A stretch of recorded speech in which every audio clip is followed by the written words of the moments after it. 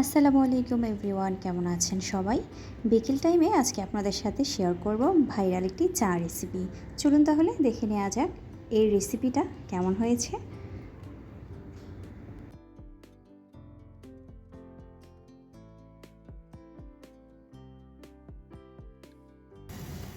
এখানে আমি চা পাতা নিয়েছি। চা পাতা আপনারা পরিমাণ মতো নেবেন, ফ্যামিলির সদস্য অনুযায়ী। 2.5 চামচের মতো চিনি নিয়েছি। এখন চা পাতা এবং চিনিটা ভালো করে মিক্স করে নেব এবং ক্যারামেল তৈরি করে নেব। এই পর্যায়ে কোনো পানি ব্যবহার করব না।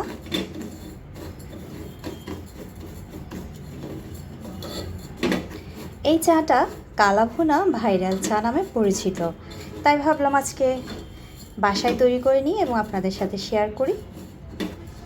আসলে অসাধারণ একটি মজাদার চা আমার খেয়ে যেটা মনে হয়েছে, আশা করি আপনাদেরও ভালো লাগবে, আপনারাও বাসায় ট্রাই করতে পারেন।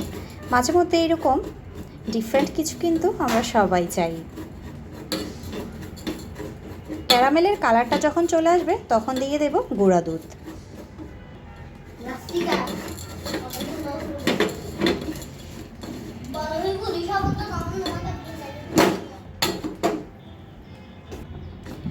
চায়ের পাতিলটা ছোট হওয়ার কারণে একটু প্রবলেম হয়ে যাচ্ছে আমার, যেহেতু আমার বাসায় মানুষ কম। এই পর্যায়ে যখন ক্যারামেলের কালারটা চলে এসেছে তখন দিয়ে দেব গুঁড়া দুধ। এই পর্যায়ে আবারও মিক্স করে নেব।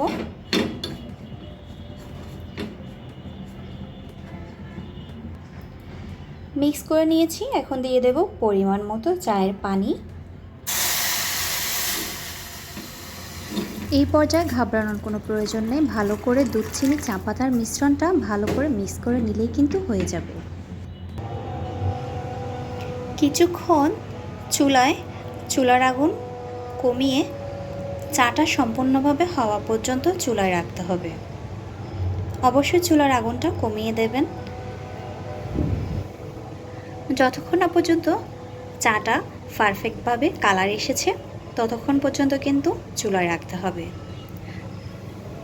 এই অসম্ভব চাটি একবার হলেও কিন্তু বাসায় ট্রাই করবেন, আশা করি সবার পছন্দ হবে।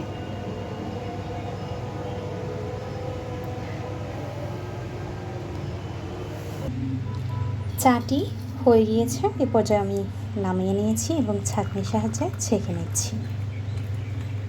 এত সুন্দর একটা স্মেল বের হয়েছে যেটা আসলে আপনারা বাসায় ট্রাই না করলে একদমই বুঝবেন না।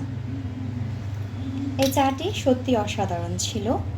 বিকেল টাইমে যদি 1 কাপ চা প্রশান্তির কারণ না হয় তাহলে কেমন হয়?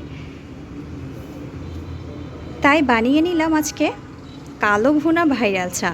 জানি না আপনারা করেছেন কিনা, আর যদি না করে থাকেন অবশ্যই কিন্তু বাসায় ট্রাই করবেন। অসম্ভব মজা ছিল এই চাটি এবং দুর্দান্ত স্মেল ছিল। আমার কিন্তু খুবই ভালো লেগেছে, আশা করি আপনাদেরও ভালো লাগবে। ভালো লাগলে অবশ্যই সাবস্ক্রাইব করবেন, পাশে থাকবেন। আল্লাহ হাফেজ।